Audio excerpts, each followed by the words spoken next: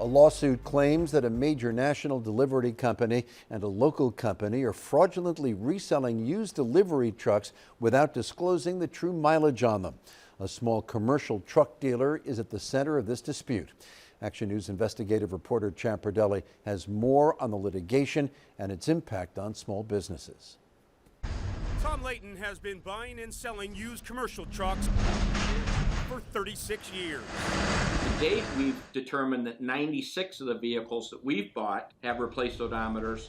Much more use. Layton, who owns Nevada Fleet based out of California, is in a legal battle with Federal Express and Automotive Rentals Incorporated, or ARI, based out of Mount Laurel, New Jersey. ARI is owned by Holman Automotive.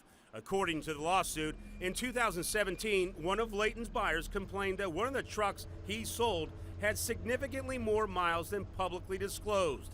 Layton says he believed the mileage was 106,000 miles when he bought it at auction from ARI. The lawsuit claims a computer test on the truck later determined the actual mileage was more than triple at 360,000. We believe that both parties are well aware of the true mileage that these vehicles have prior to sale, yet neither party feel it necessary to disclose this to the buyer. Here's how the lawsuit claims the sale of FedEx used commercial trucks works. FedEx has a contract with ARI to market and sell FedEx trucks at auction. Each gets a cut of the profits. Buyers like Layton then repurpose the trucks and sells them to independent delivery companies or other businesses like food truck operators. If anybody took even a little bit of a look at this, they would see on some of these that, oh, wait a minute, there's something wrong with this odometer. Brandon Fernald represents Layton. Under federal law, replacing an odometer is not illegal, but it must be disclosed. Either the new odometer should be set with the actual miles or a sticker placed on the inside door jamb stating the mileage at replacement. Both men say that didn't happen on any of the commercial trucks Layton purchased from ARI. It is abundantly clear that FedEx's records meticulously track every aspect of these vehicles. It kind of comes back to the profit motive on this. If you're going to disclose that, you're taking a hit on the price of the vehicle. There's just no doubt about it. In court records, FedEx has admitted to replacing 1,600 odometers over the past 10 years, again, which is not illegal. FedEx and ARI have denied wrongdoing and are seeking to dismiss the case.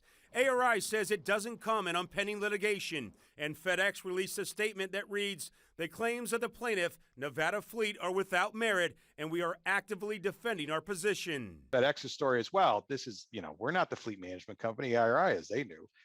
ARI is, oh, no. These are FedEx's records. We didn't know that they kept this kind of stuff, and we had no idea. And the auction house is pointing at both of them. A key question is, why didn't FedEx just reprogram the replacement odometers with the actual miles? Layton alleges since he began voicing his concerns to ARI and FedEx, the auction houses have locked him out. The auction houses say it's because of his poor behavior. Layton says his business has essentially been shut down since 2017, costing him roughly $250,000 a year. Why are the rules different for Holman Automotive, for FedEx, than it is for the small used car dealer or consumer? The plaintiffs also say it's very dangerous to sell vehicles without disclosing their true mileage. Now, another worldwide delivery company, UPS, tells us through a company spokesperson that the company destroys all of its trucks when they've reached their useful life. I'm Action News investigative reporter Chad Perdelli, Channel 6 Action News.